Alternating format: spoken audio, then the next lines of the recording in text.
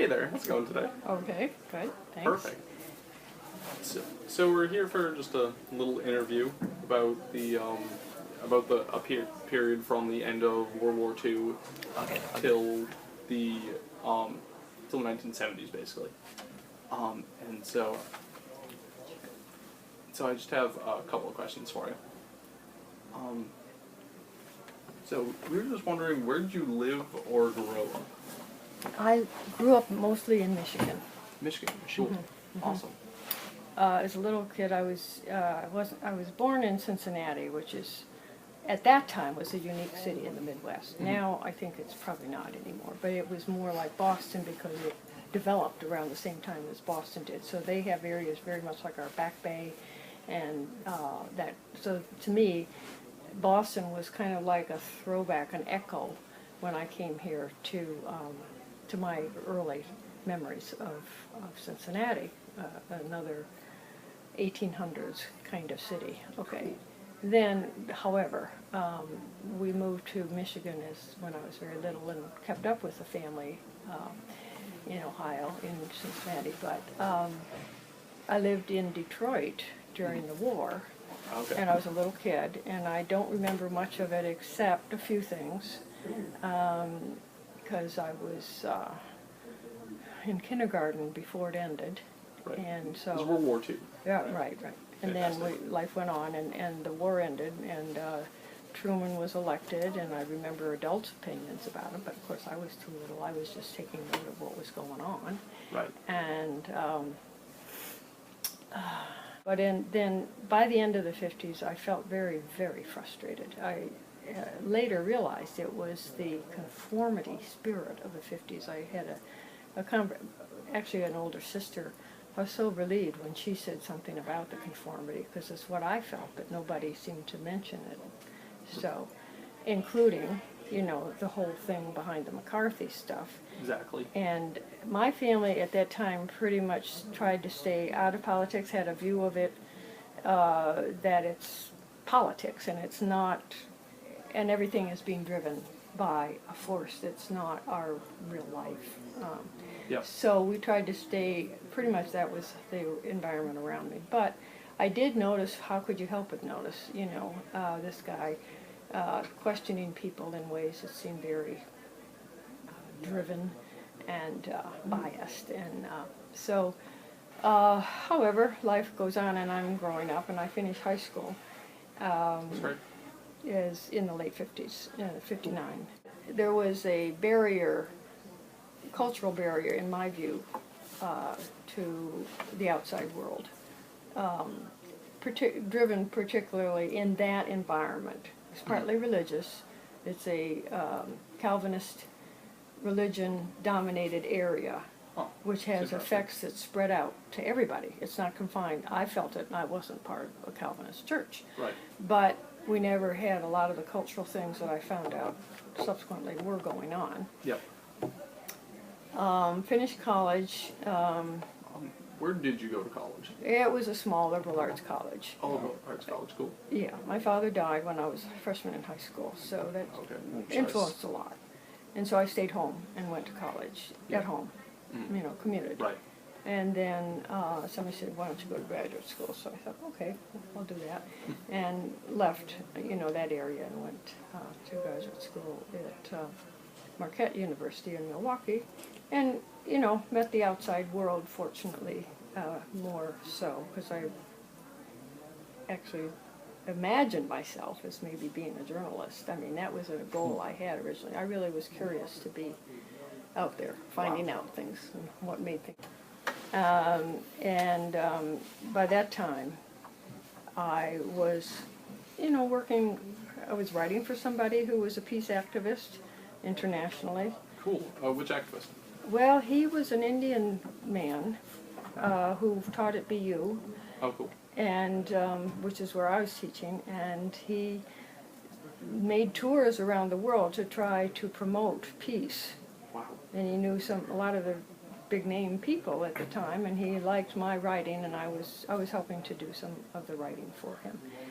And then moved into, I was asked to be a group discussion leader with the Friends conference in New Hampshire that year of 1965, I believe. Mm-hmm. Yeah, that summer, and that introduced me to more of the people trying to promote peace and the growing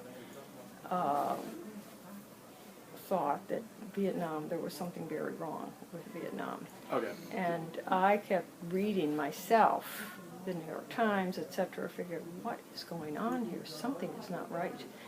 The man that I worked for, the Indian man, he had a really negative opinion of that president of Vietnam at the time, and I can't remember his name, but if I heard it again, I would. He thought he was a real crook. Wow. Yeah, a real opportunist. And so eventually I did get involved in the anti-Vietnam movement because people were being sucked out of here to go fight in a war that really looked like it was being driven by very, very questionable motives. Right, absolutely. So, So, are like the majority of the people around you, like the majority of your peers, opposed to Vietnam? the ones that I gradually spent more time with, yes, they were. They Okay. definitely were. Right. Huh. So, I also got involved with civil rights because a friend and I started a program, an after-school program in Roxbury, okay. and we got a grant to do it and taught after school out of a Y near Dudley Station. I forget the I remember the grant. I remember the Y. I also remember a nonprofit group that we were affiliated with, and I can't remember why. But that was going on, and I really felt that was extremely worthwhile. I was working with kids and little kids, you know, like Yeah. up through age 8 or 9 or something like that. So it was a combination of a motivation for reading program. She was the reading expert, and I was getting them involved in some artwork. It was really, and improving their confidence and so forth. We enjoyed it very much. And then That's great. and I was comfortable, you know, lived in the community for 5 years. Yeah. And then the riots on Blue Hill erupted. Oh, okay. After we discontinued, she and I were not able to continue that program. After 2 years, I think we did it, 2 or 3 years. And then the Blue Hill Avenue business erupted. And so that was really a shame. We knew those places, and it was no longer, you know, a peaceful place anymore. Right. Yep. And So you got a first-hand experience of the. I wasn't there on Blue Hill Avenue. Okay. I don't like going to places where there's that kind of goings on. I wouldn't either. No, I tend to be somebody that would say, keep your distance where there's crowds and there's unrest. The racism in Roxbury. Police advised a friend not to come down and visit us one time when she asked for directions. Oh my goodness. Jeez. That's crazy. Yeah. Just because you were involved with the. No, just because No, of the 'cause- street address. Yeah. Oh my god. That's just. Well, the thing is that crazy. it was a block by block segregation. Yeah. You know, black, white, mixed, but, you know, questionable, like people said, you know, sketchy, Yeah. stay away from there. Yeah. Puerto Rican, we had a community school that we were working with. And my husband was working with young guys that wanted to form a band, and he could do that with them, so they did. It was very good and very successful. That's awesome. They Young were- guys at the school, right? They were in the neighborhood. On the neighborhood. But okay. their younger siblings, so it was the community, we're still there, Roxbury Community School. Wow. And younger awesome. kids were involved in the school. These kids were high school, struggling with high school issues, Oh, you know. And it was before the drugs hit. Yeah. So then they did start to seep in, and then we lost a couple of them completely. Oh no. You know, they thought I'm it was sorry. cool to be on the street. Yeah. So that's the evolution. But have heard that some of them have been, you know, this many years later. One's a minister in Roxbury, and Oh, wow. I said, yeah, that figures. Really? You know, that's who he was. That's good. That's good So that other, you know, he turned out well. oh yeah, definitely. Johnson came in. I didn't have a good opinion of him. I You don't saw like Johnson? him at the time. I'm saying back then, Yeah. you know. Mhm. I saw him. He came to Boston. he did a little parade down there near Park Street, Right. open air, Mm-hmm. convertible kind of thing. And I thought, wow, I'm not sure I would trust that guy, because he had a piercing look that he was taking in everything that he wanted to take in. Right. And plus he then had a cabinet which looked very questionable. I mean, what's his name? The one whose wife been, I can't think, her name was Martha.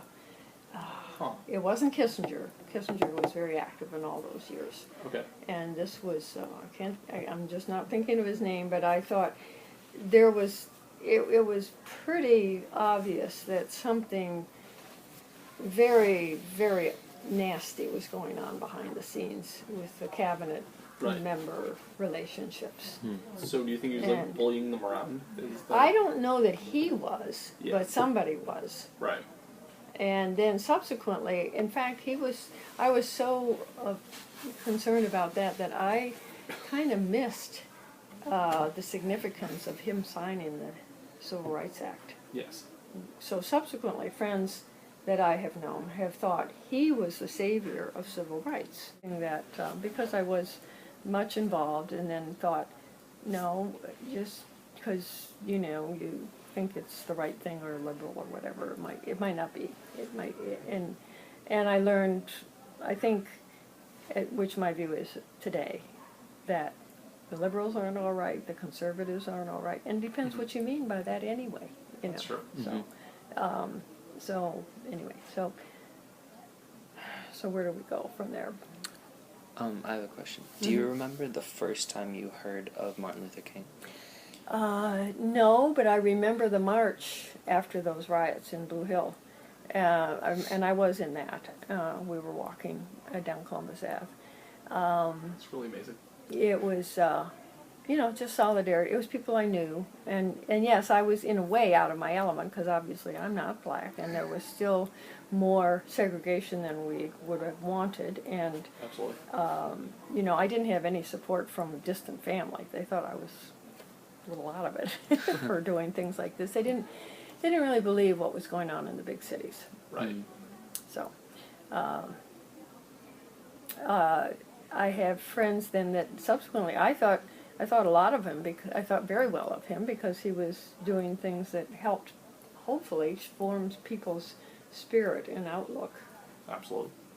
One or two black friends subsequently had some criticism that we never went into, but they thought, they just thought the media was giving him an image that was not real. Not that there was something bad about him, but that he was he was being made into a hero in an artificial way. So the McCarthy era, when I see footage on that now, it's blatant. It's just totally blatant. Oh, absolutely. Yeah. It's and crazy. people rationalize their point of view. It's all the time, Yeah. and so, this righteous person is rationalizing his point of view, Yep. and meanwhile he's tromping all over people and ruining lives. Yes. And why should he have the power to do so? Why are the people letting him, have the power to do that? Why isn't other people saying, that is totally wrong? Right. Which points, and has, started a long time ago, pointing to, well, because maybe they don't really see how bad it is, what he's doing, Right. because they don't have real respect for some people that he's trouncing all over. Do you happen to have any friends or know anybody who was affected by this hate of communism and these false accusations? I don't know anybody directly, Okay. but it was something I just kept noticing things and kept trying to do whatever I could and eventually ending up seeing where all that anti-communism went in our country. Mm-hmm. Absolutely. And the false representations of what we were doing internationally in the name of anti-communism. Yeah. In the early 80s, I worked at Oxfam, and people were coming back from their work in Central America and reporting what was really happening, and it was nothing like what was being told by Reagan and and Washington. It was torturing people just for physicians for taking care of sick people who were poor. Oh my goodness. Yeah, there was, and so it went on in the name of anti-communism. Yeah. So just to kind of shift gears here, Mhm. what is like the most vivid kind of political event that you remember from like the 1950s onward? Just kind of like a political event or like a social event that you just will always remember. Oh, really? I don't know. It's hard to pick. My vivid memories are working with kids in neighborhoods, and not rallies or that sort of thing. Right. And along those lines, those are vivid memories to me. The kids in the neighborhoods and That served in Mhm. the Vietnam War? You Mhm. did? Yep. Cool. brother-in-law. Brother-in-law. Yep. And what did he think about it? Was he for it or against it? He was so much pressured. He and his friend went together. Okay. They were really quite funny, those two. They had this truck moving business, and then they got drafted. Yep. And they went. They didn't resist it. They went. Okay. And there was pressure to do that. Right. And I remember within family conversations, Shifting back a little bit, you would have been in probably junior high during the Cold War. Do you remember like duck and cover and air raid drills and stuff? I remember that stuff. I remember bomb shelters. I thought it was ridiculous from day one, honestly. I don't know whether it wasn't talked about in my family that much, but we didn't have one. And you thought logically, and you thought, that's not going to work.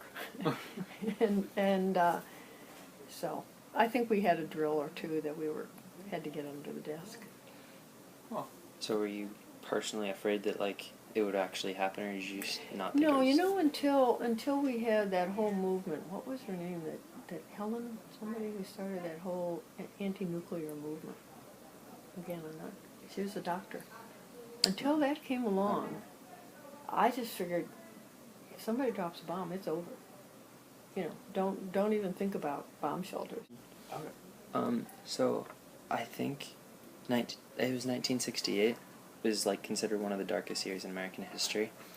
Do you remember like the assassination of Martin Luther King and Yeah. JFK? I also remember getting evicted because we had black friends.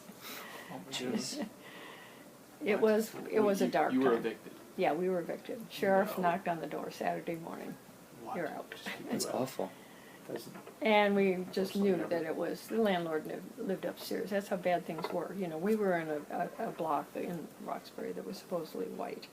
But it was sad that the people were so nervous about their property. And I didn't understand, well, why don't you move? But, I just didn't, it was sad. It was real sad. Yeah. And very, they were just really, really unaware of what they were doing. Inspiring as well. So what year were you guys born? I'm losing track. 1999. 99. I was born in 1998, Okay. so Okay. we're only 15, 16. Yeah. It's hard. At this point in my life, it's interesting for me to try to put, the ages of people. I've always known people all ages, so it's interesting to try to put people in the decades of life that and what transpired. The 70s was a very distinct decade. Mhm. Not a great one, I wouldn't say. We weren't coming out of things yet too well, or we were, whatever, each one. Anyway, you observe it. 60s was in reaction to the 50s. The 70s was getting away from the 60s. 80s, I think that was probably a pretty good decade. The 80s. Yeah,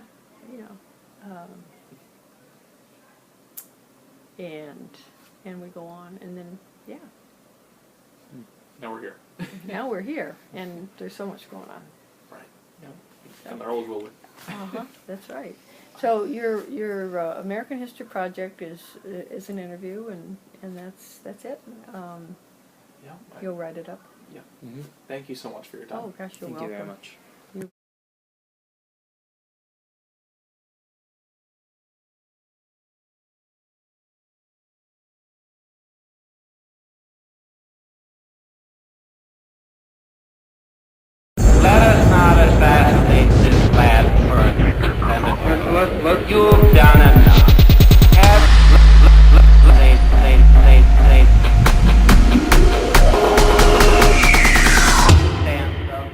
decency, sir, at long last? Have you left no sense of decency?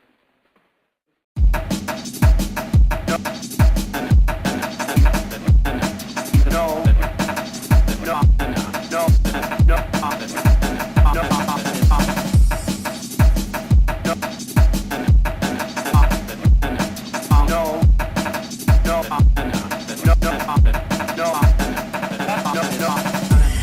Have you no sense of decency, sir? At long last, have you left no sense of decency?